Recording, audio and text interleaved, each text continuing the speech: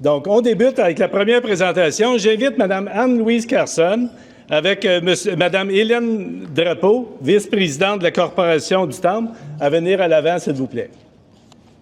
Mme Carson m'a dit, j'espère que je passe la première, après ça, je vais pouvoir relaxer. Donc, son vœu a été exaucé. Donc, pendant que les gens viennent s'installer, en attente des remises, j'invite les représentants suivants à s'approcher près de la scène, à votre gauche, à ma droite, pendant l'hommage. Donc, pour se préparer, donc, M. Denis Bois, M. Normand Renaud, Mme Ariane Desrochers, M. Daniel Gobeil, M. Jean Bissonnette, M. Martial Lemire et M. André Bélanger. Donc, vous venez du côté, à votre gauche, s'il vous plaît, pour la remise à la fin de la présentation de Mme Drapeau. Donc, Mme Drapeau. Merci, Gaston. C'est avec un immense plaisir que je vous présente notre première intronisée de la soirée, Anne-Louise Carson.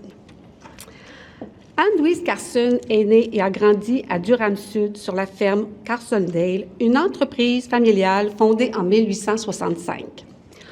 Engagée dès son jeune âge dans l'agriculture, elle a été membre active du club 4H, le Richmond Young Farmers, et a participé à des expositions agricoles. Des études en agriculture au Collège McDonald de l'Université McGill, où plusieurs membres de sa famille avaient également étudié, l'ont menée à débuter sa carrière comme coordonnatrice provinciale pour les Quebec Young Farmers en 1981. Après avoir occupé ce poste pendant 2 ans, elle a rejoint l'Association des Townshippers comme responsable des communications, une organisation défendant les intérêts de la communauté anglophone des cantons de l'Est. Par la suite, elle a été recrutée pour travailler comme attachée politique auprès de Michel Pagé, ministre de l'Agriculture du Québec. Cette expérience de 5 ans lui a permis de se familiariser avec la réalité et les enjeux du milieu agricole québécois en participant à de nombreux événements.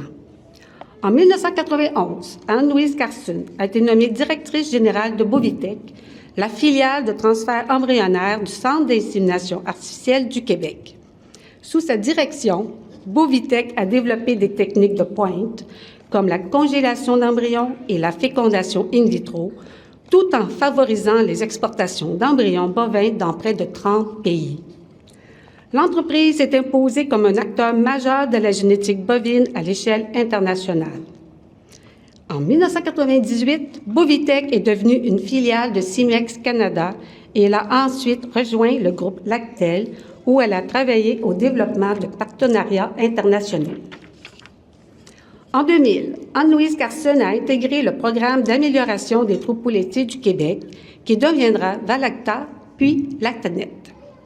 Elle y a occupé le poste de directrice du développement des affaires et a supervisé plusieurs volets de l'entreprise, notamment la recherche, les partenariats et la commercialisation des produits.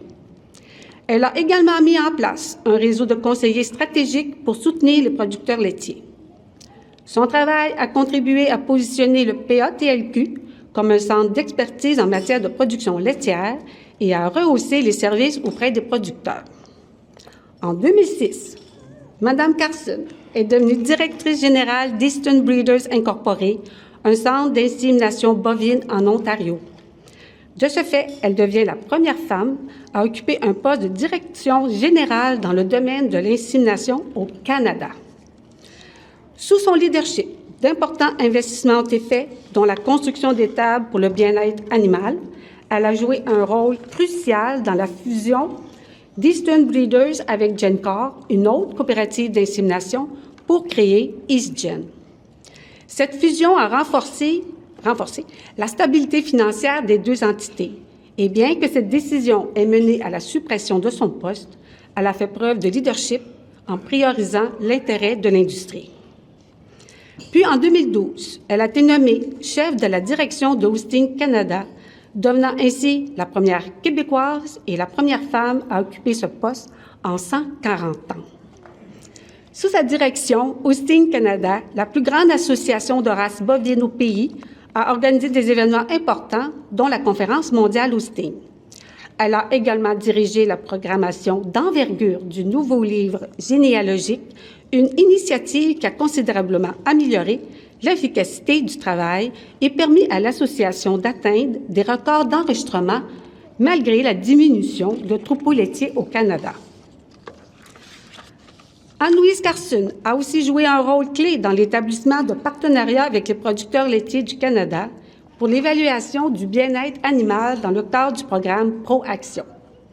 Elle a réussi à faire d'Holstein Canada le seul fournisseur de services de cette évaluation à travers toutes les fermes laitières du pays. Holstein Canada a également élargi son offre de services pour inclure d'autres races laitières telles que la Suisse brune, la Hershire, la canadienne et la Milking Shorten. Tout au long de sa carrière, Anne-Louise Carson a su développer des liens étroits avec les éleveurs et les acteurs du secteur agricole, tant au Québec qu'au Canada. Son leadership axé sur les relations humaines et son engagement envers l'amélioration de la génétique bovine ont fait d'elle une figure marquante dans le domaine. En 2020, elle a pris sa retraite après avoir dirigé Holstein Canada pendant 8 ans. Elle a continué à gérer des défis inédits lors de la pandémie de COVID-19 en assurant la continuité des activités essentielles et l'adaptation de l'organisation aux nouvelles réalités. Ayant joué un rôle dans des initiatives nationales et internationales qui ont renforcé la position du Canada dans l'industrie laitière, son influence étant bien au-delà des frontières du Québec.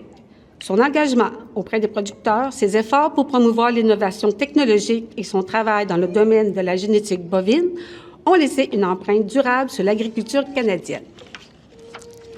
Anne-Louise Carson a reçu plusieurs distinctions au cours de sa carrière, y compris le prix Pierre-Léonard d'Holstein Québec, remis en 2022 en reconnaissance de son travail pour la promotion de la race Holstein. Elle a également été membre de plusieurs comités consultatifs et conseils d'administration, y compris celui de l'Ordre des agronomes du Québec, de la World Holstein Friesian Federation et du Temple de la renommée de l'agriculture du Québec, dont elle est l'une des membres fondateurs. En somme, la carrière d'Anne-Louise Carson est un exemple de leadership, d'innovation et d'engagement pour le développement de l'agriculture québécoise et canadienne. Son travail a contribué à moderniser et à faire rayonner l'industrie laitière, tant au niveau national qu'international. Félicitations, Madame Carson, et bienvenue au Temple.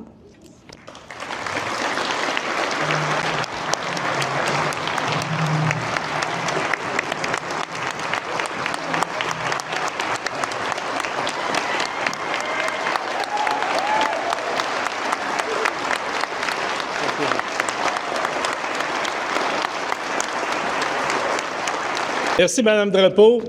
Wow, toute une carrière, donc vous comprenez pourquoi elle est assise ici.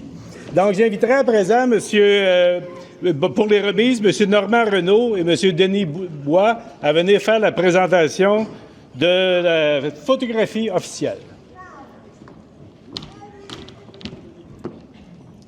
Donc, cette photographie sera située, elle sera exposée à la galerie, on va en reparler tantôt, à la galerie du Temple de la Renommée au pavillon Solio à Saint-Hyacinthe.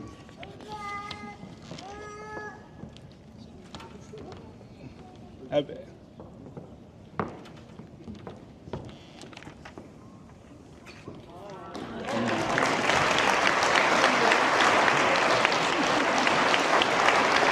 Excusez. On regarde ici. C'est pas la même robe.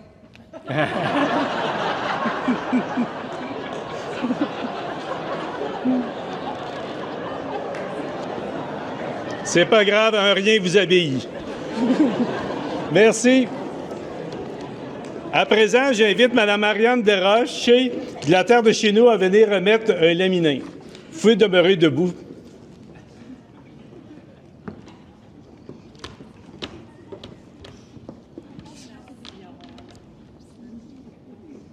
Donc, ça a paru dans la terre de chez nous, la dernière édition. Un beau souvenir.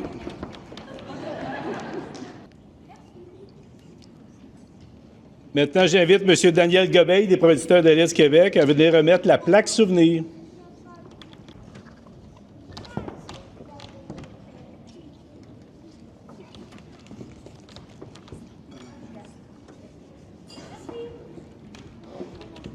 Maintenant, j'invite M. Jean Bissonnette de Solio Groupe Coopératif à venir remettre le diplôme d'intronisation.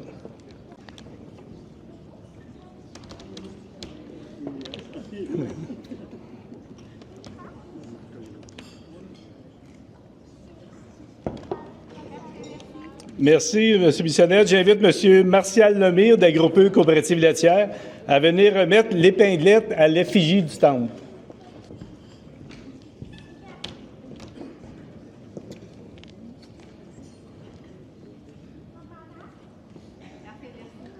Merci. Et pour terminer, j'invite M. André Bélanger à venir remettre la gerbe de fleurs à Mme Carson.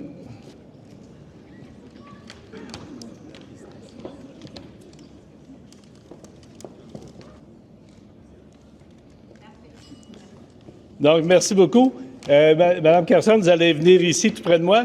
Donc, j'invite les gens de sa table, ses parents et amis, de se lever pour qu'on puisse vous reconnaître. Donc, je vous l'avais dit, il y avait 3 autobus à la porte tantôt. Là. Donc, une bonne main d'applaudissements. Merci beaucoup.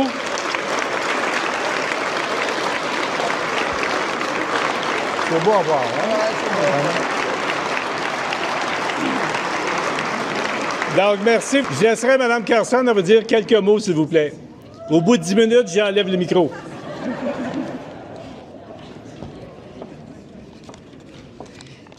Ça ne sera pas 10 minutes, mais je tiens à partager avec mes amis Vincent et Simon Girard que leur cher papa, Hermel, qui a été intronisé au temple, m'avait dit après son banquet, quand tu es assis dans un fauteuil et tu regardes tout ce beau monde-là, puis tu entends parler de ton pedigree, c'est vraiment un moment magique.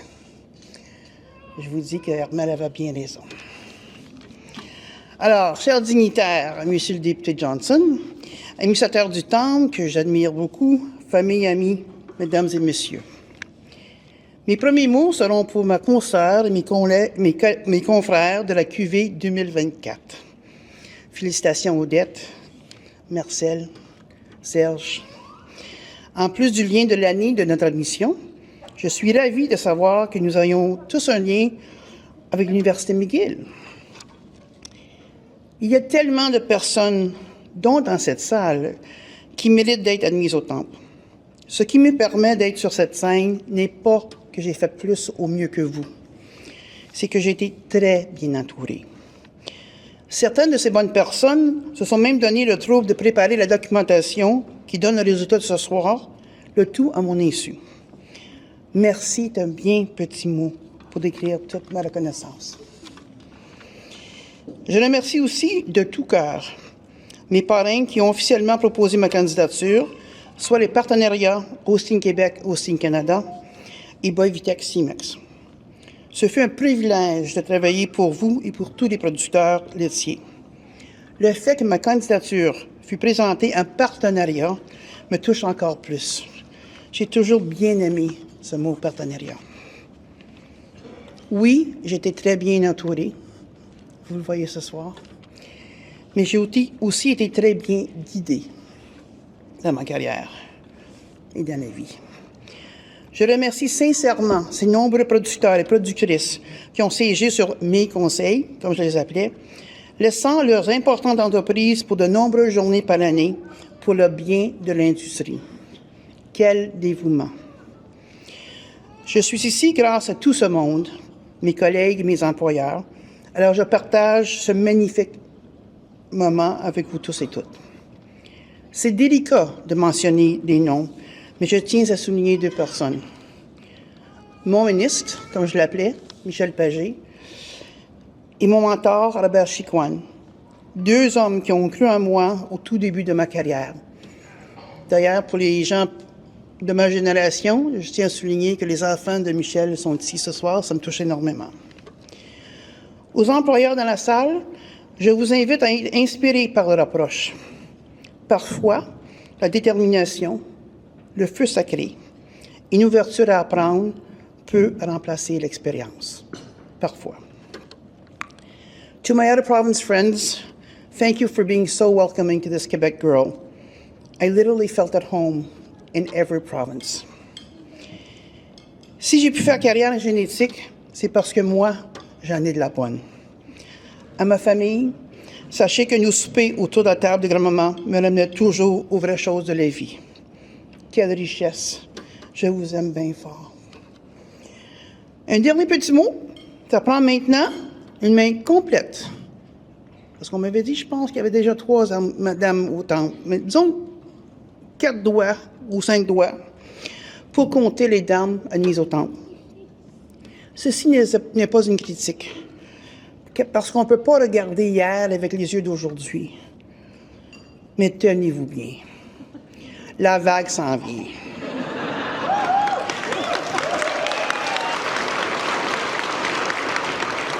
Et clairement, comme vous tous, j'en suis ravi. Bonne soirée.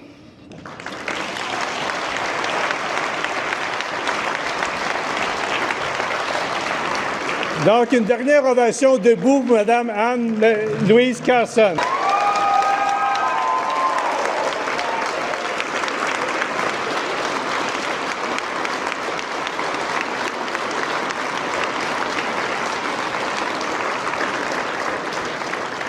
Donc, merci beaucoup. Merci pour ces bons mots. J'ai peur à mon poste pour l'année prochaine si la vague ramasse tout le monde. Donc, ça va être une maîtresse de cérémonie.